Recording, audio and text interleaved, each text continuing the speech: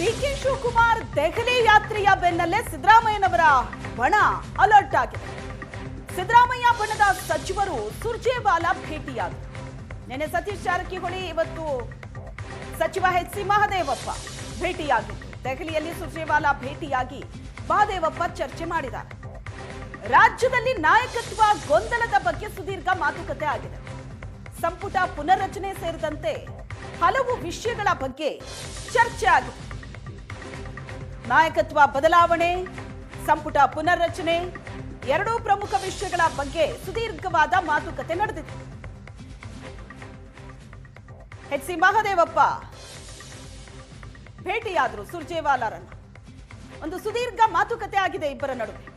ನಾಯಕತ್ವ ಬದಲಾವಣೆಯ ವಿಷಯ ಕೂಡ ಈಗ ಮತ್ತೆ ಚರ್ಚೆ ಆಗ್ತಾ ಇದೆ. ಡಿಕೆ ಶಿವಕುಮಾರ್ ದೆಹಲಿ ಭೇಟಿಯ ಬೆನ್ನಲ್ಲೇ ಸಿದ್ದರಾಮಯ್ಯ ಬಣದವರು ಕೂಡ ಆಕ್ಟಿವ್ ಆಗಿದ್ದಾರೆ. ಒಂದು ಕಡೆ ಅಹಿಂದ ಸಮಾವೇಶದ ಬಗ್ಗೆ ಚರ್ಚೆ ಜೋರಾಗಿ ನಡೀತಾ ಇದೆ. ಸಿದ್ದರಾಮಯ್ಯನವರ ಬಲ ಪ್ರದರ್ಶನಕ್ಕೆ ವೇದಿಕೆ ಸಜ್ಜಾಗ್ತಾ ಇದೆ. ಆದರೆ ಇದಕ್ಕೆ ಹೈಕಮಾಂಡ್ ಒಪ್ಪಿಗೆ ಕೊಡುತ್ತಾ? ಸಿದ್ದರಾಮಯ್ಯ ಬಣದ ಸಚಿವರುಗಳು ಹೈಕಮಾಂಡ್ ನಾಯಕರನ್ನ ಭೇಟಿಯಾಗ್ತಾ ಇದ್ದಾರೆ. ಎಚ್.ಸಿ. ಮಹದೇವಪ್ಪ ಸುರ್ಜೇವಾಲಾರನ್ನ ಭೇಟಿಯಾದರು. ಒಂದು ಸುದೀರ್ಘ ಮಾತುಕತೆ ನಡೆದಿದೆ ಇಬ್ಬರ ನಡುವೆ. ರಾಜ್ಯದಲ್ಲಿ ನಾಯಕತ್ವ ಗೊಂದಲ, ಮತ್ತೊಂದು ಕಡೆ ಸಚಿವ ಸಂಪುಟ ವಿಸ್ತರಣೆ ಬಗ್ಗೆ. ಕಾಂಗ್ರೆಸ್ನಲ್ಲಾಗ್ತಾ ಇರುವಂತ ಈ ಬಣ ರಾಜಕೀಯ, ಇದ್ರ ಬಗ್ಗೆ ವಿಪಕ್ಷ ನಾಯಕ ಆರ್ ಅಶೋಕ್ ಮಾತಾಡಿದ್ದಾರೆ, ವ್ಯಂಗ್ಯ ಮಾಡಿದ್ದಾರೆ. ಡಿಕೆ ಶಿವಕುಮಾರ್ ದೆಹಲಿಯಲ್ಲಿದ್ದಾಗಲೇ ಇಲ್ಲಿ ಸಿದ್ದರಾಮಯ್ಯನವರು ಕ್ಯಾಬಿನೆಟ್ ಸಭೆ ಮಾಡ್ತಾರೆ. ಕಾಂಗ್ರೆಸ್ನಲ್ಲಿ ಬಣ ರಾಜಕೀಯ ಶುರುವಾಗಿದೆ ಅಂತ ಆರ್ ಅಶೋಕ್ ಹೇಳಿಕೆ ಕೊಟ್ಟಿದ್ದಾರೆ. ಕಾಂಗ್ರೆಸ್ನಲ್ಲಿ ದುರಂಧರ ಸಿನಿಮಾ ರೀತಿ ಪಾರ್ಟ್ 2 ಆಗಿದೆ. ಕರ್ನಾಟಕದಲ್ಲಿರೋ ಕಾಂಗ್ರೆಸ್ ಪಾರ್ಟಿ ದೆಹಲಿಗೆ ಶಿಫ್ಟ್ ಆಗಿದೆ.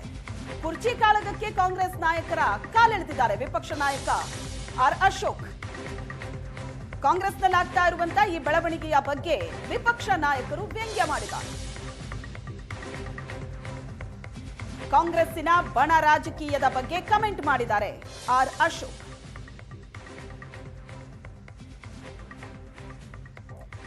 ಡಿಕೆ ಶಿವಕುಮಾರ್ ದೆಹಲಿಯಲ್ಲಿದ್ದಾಗ ಸಿಎಂ ಇಲ್ಲಿ ಕ್ಯಾಬಿನೆಟ್ ಸಭೆ ಮಾಡ್ತಾರೆ. ಪಕ್ಕಾ ಕಾಂಗ್ರೆಸ್ನಲ್ಲಿ ಬಣ ರಾಜಕೀಯ ಶುರುವಾಗಿ ಹೋಗಿದೆ ಅಂತ ಆರ್ ಅಶೋಕ್ ಕಾಂಗ್ರೆಸ್ ಕಾಲೆಳೆದ್ರು. ರಾಜ್ಯ ಕಾಂಗ್ರೆಸ್ ದೆಹಲಿಗೆ ಶಿಫ್ಟ್ ಆಗ್ಬಿಟ್ಟಿದೆ.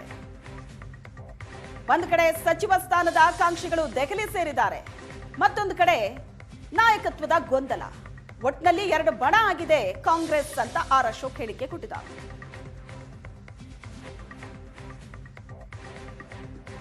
ನಾಯಕತ್ವಕ್ಕೆ ಬೆಲೆ ಇಲ್ಲ, ಮುಖ್ಯಮಂತ್ರಿ ಉಪಮುಖ್ಯಮಂತ್ರಿ ಕಚ್ಚಾಡ್ತಾರೆ, ನಮಗೆ ನ್ಯಾಯ ಸಿಗಲ್ಲ ಅಂತೇಳಿ ಈ ನಾಯಕತ್ವವನ್ನು ಧಿಕ್ಕಾರಿಸಿ ಡೆಲ್ಲಿಗೆಲ್ಲ ಹೋಗ್ತಾ ಇದ್ದಾರೆ.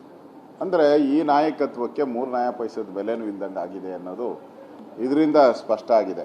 ಮೊನ್ನೆ ಮೀಸಲಾತಿಗೆ ಮಹತ್ವದ ಒಂದು ತೀರ್ಮಾನ ನಾವು ಮಾಡ್ತೀರಿ ಅಂತ ಹೇಳಿದ್ರು. ಮೀಸಲಾತಿ ಬಗ್ಗೆ, ಒಳ ಮೀಸಲಾತಿ, ದಲಿತ ಸಂಬಂಧ, ಅದರಲ್ಲಿ ಉಪಮುಖ್ಯಮಂತ್ರಿಗಳನ್ನೇ ಬಿಟ್ಟುಬಿಟ್ಟಿದ್ದಾರೆ. ಅವರೇ ಇಲ್ಲ. ಅವ್ರ ಡೇಟ್ ನೋಡಿ ತಾನೇ ಮಾಡಬೇಕಾಯ್ತು. ಮುಖ್ಯಮಂತ್ರಿ ಉಪಮುಖ್ಯಮಂತ್ರಿ ಡೇಟ್ ನೋಡಿ ಕ್ಯಾಬಿನೆಟ್ ಮೀಟಿಂಗ್ ಮಾಡಬೇಕಾಯ್ತು. ಪರ್ಪಸ್ಲಿ ಗೊತ್ತಿದ್ರೂ ಕೂಡ ಡಿ.ಕೆ. ಶಿವಕುಮಾರ್ ಅವರು ಡೆಲ್ಲಿಯಲ್ಲಿದ್ದಾರೆ ಅಂತ ಗೊತ್ತಿದ್ರೂ ಕೂಡ ಕ್ಯಾಬಿನೆಟ್ ಮೀಟಿಂಗ್ ಮಾಡಿದ್ದಾರೆ. ಅಂದರೆ ಇದು ಬಣ ಆಗಿದೆ, ಎರಡು ಬಣ ಒಡೆದೋಗಿದೆ, ಇದು ಸೇರಲಾಗದ ಬಣ ಅನ್ನೋದು ಸ್ಪಷ್ಟ ಆಗಿದೆ. ಸರ್ಕಾರ ಒಂದು ರೀತಿ ಸತ್ತ ಸರ್ಕಾರ. ಇಲ್ಲಿ ನಾಯಕತ್ವಕ್ಕೆ ಬೆಲೆ ಇಲ್ಲ, ಜನರು ಕುಡಿಯೋಕೆ ನೀರಿಗೆ ಹಾಹಾಕಾರ. ಇಂಥ ಸಂದರ್ಭದಲ್ಲಿ ಕಾಂಗ್ರೆಸ್ MLAಗಳು ಡಿ.ಕೆ. ಶಿವಕುಮಾರ್ ಅವರು ಎಲ್ಲ ಡೆಲ್ಲಿ ಯಾತ್ರೆಗಳನ್ನು ಮಾಡ್ತಾ ಇದ್ರೆ ಇವರು ಜನ ವಿರೋಧಿ ಸರ್ಕಾರ ಅಂತಾರೆ. ಇದು ಜನರ ಪಾಲಿಗೆ ಸತ್ತೋಗಿರೋ ಸರ್ಕಾರ ಅಂತ. ಸಿದ್ದರಾಮಯ್ಯನ ಇಳಿಸೋವಂಥ ಒಂದು ಗ್ಯಾಂಗು ಡೆಲ್ಲಿಗೆ ಹೋಗ್ತಾ ಇದೆ. ಇನ್ನೊಂದು ಕಡೆ ಡಿ.ಕೆ. ಶಿವಕುಮಾರ್ನ ಕಾಂಗ್ರೆಸ್ ಅಧ್ಯಕ್ಷ ಸ್ಥಾನದಿಂದ ಇಳಿಸುವಂಥದ್ದಕ್ಕೆ ಇನ್ನೊಂದು ಟೀಮ್ 40 ಜನ ಮತ್ತೆ ಹೋಗ್ತೀರಿ ಅಂತ ಹೇಳ್ತಾ ಇದ್ದಾರೆ. ಇದು ಮುಂದುವರೆದ ಪಾರ್ಟ್ 2. ಇದು ಇಷ್ಟು ದಿನ ಪಾರ್ಟ್ 1 ಆಯಿತು, 3 ವರ್ಷ ಪಾರ್ಟ್ 1, ಈಗ ಪಾರ್ಟ್ 2. ಈ ಸಿನಿಮಾ ಬರ್ತಾ ಇದ್ದಲ್ಲ, ದುರಂಧರ ಯಾವುದೋ ಬಂದಿದೆಯಲ್ಲ, ದುರಂಧರ್ ಪಾರ್ಟ್ 1 ಆಯಿತು. ಇನ್ನು ಉಳಿದಿರೋ 2 ವರ್ಷ ಪಾರ್ಟ್ 2. ಹಂಗೆ ಈ ಸರ್ಕಾರ ಲಂಗೂಲಮಾಲಿ ಇಲ್ಲದೆ ನಡೀತಾ ಇದೆ. ಜನರು ಕುಡಿಯೋ